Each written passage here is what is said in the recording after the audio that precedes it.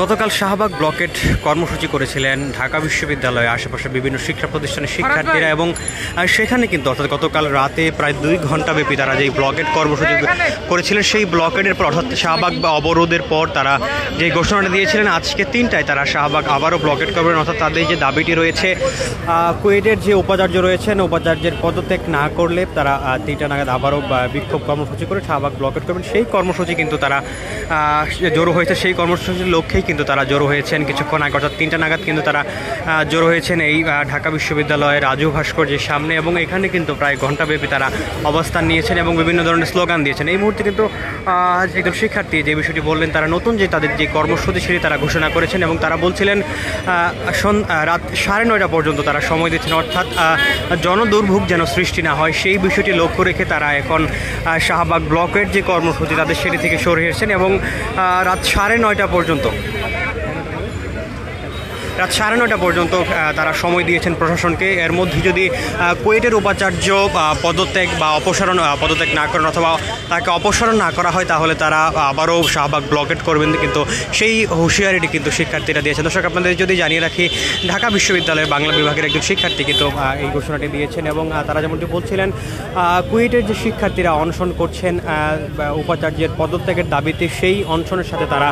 সহমর্মিতা জানান এবং সংহতি জানিয়ে কিন্তু তারা বেশ কিছুদিন অর্থাৎ গত 2 দিন যাবতী বিভিন্ন ধরনের বিক্ষোভ মিছিল এবং সমাবেশ করে আসছেন এবং যারই অংশ হিসাবে গতকাল শাহবাগ ব্লকেট তারা করেছিলেন রাত 10:30 নাগাদ এবং সেইখান থেকেই তারা প্রায় 2 ঘণ্টা যাবৎ শাহবাগ ব্লকেট করার পর কিন্তু তারা আজকে পর্যন্ত অর্থাৎ আজকে 3টা পর্যন্ত আলটিমেটাম দিয়েছিলেন। যে আলটিমেটামে তারা জানিয়েছিলেন এর মধ্যে যদি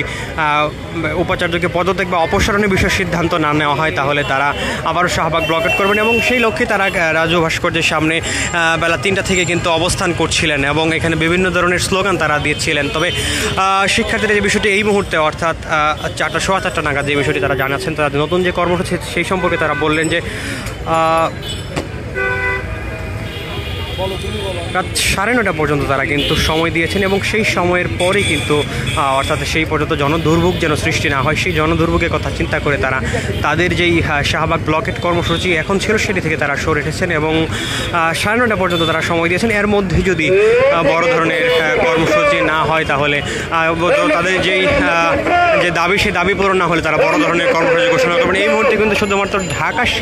বিশ্ববিদ্যালয়ের শিক্ষার্থীরা নয়, এখানে কিন্তু রয়েছেন ঢাকা বিশ্ববিদ্যালয়, জাহাঙ্গীরনগর বিশ্ববিদ্যালয়, জগন্নাথ বিশ্ববিদ্যালয়, ঢাকা কলেজ সহ 7 কলেজের শিক্ষার্থীরা এবং বুয়েট এবং ঢাকা মেডিকেল শিক্ষার্থীরাও কিন্তু রয়েছে। এই মুহূর্তে কিন্তু তারা তাদের পরবর্তী যে কর্মসূচি সেটি ঘোষণা করে একটি বিক্ষোভ মিছিল তারা করছেন এবং ঢাকা বিশ্ববিদ্যালয়ের রাজু ভাস্কর্যের সামনে থেকে তাদের এই বিক্ষোভ মিছিলটি নিয়ে তারা ঢাকা বিশ্ববিদ্যালয়ের ভেতরের দিকে প্রবেশ করছেন।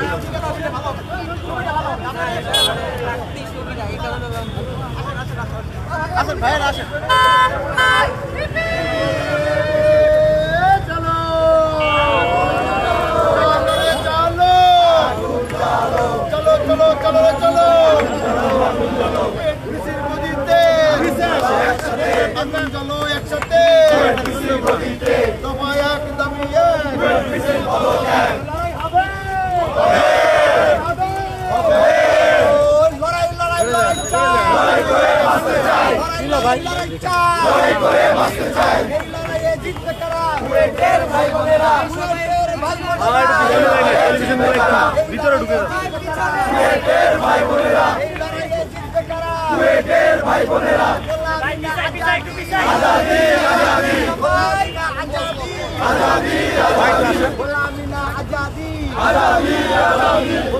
ভাই একটু আসেন।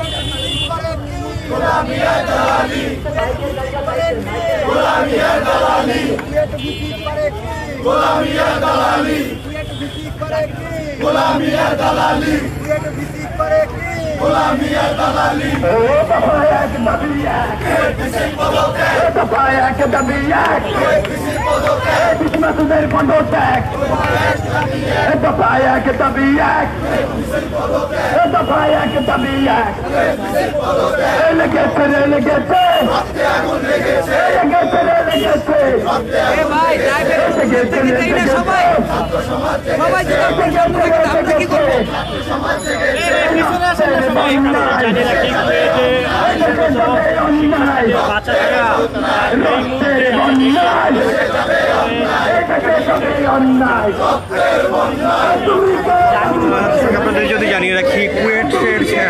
যেই অনশনরত শিক্ষার্থীরা রয়েছেন সেই শিক্ষার্থীদের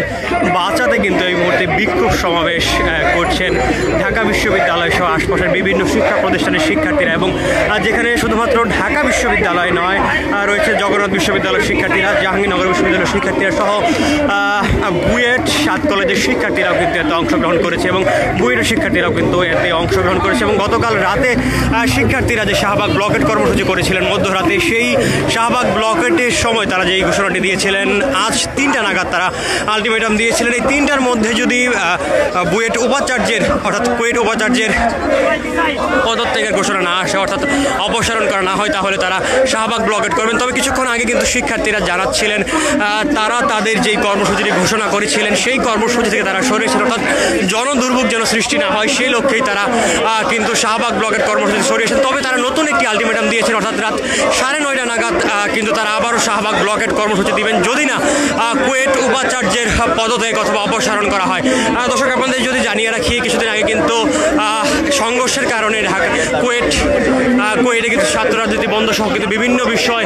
শিক্ষার্থীরা তুলেছিলেন এবং যার কারণে কিন্তু 37 জন শিক্ষার্থীকে বহিষ্কার করা হয়েছিল এবং সেই শিক্ষার্থীদের কিন্তু বহিষ্কারের প্রতিবাদে সারা দেশের বিভিন্ন শিক্ষা প্রতিষ্ঠানে শিক্ষার্থীরা কিন্তু বিক্ষোভ মিছিল করছিলেন এবং যার কারণে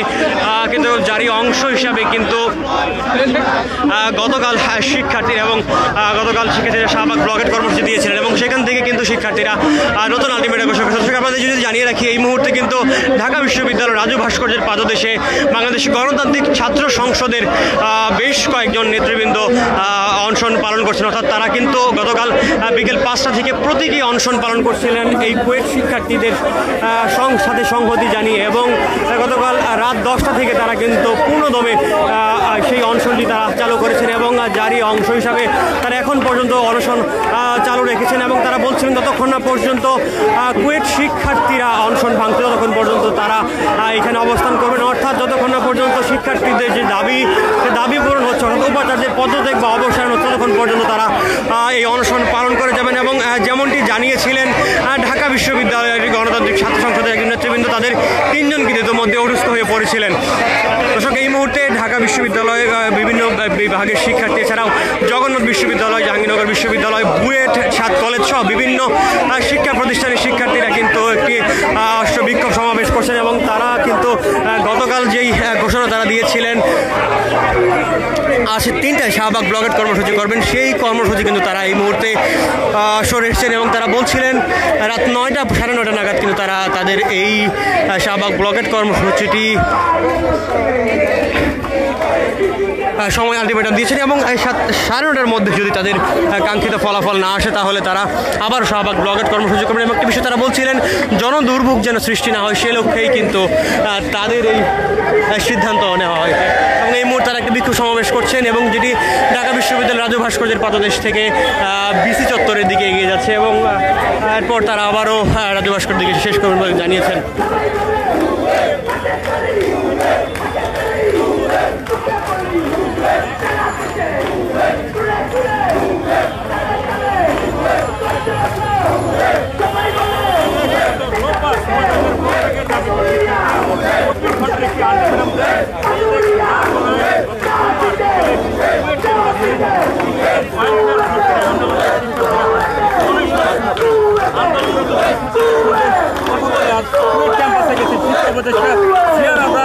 সকাল 9:30 তিনি কিন্তু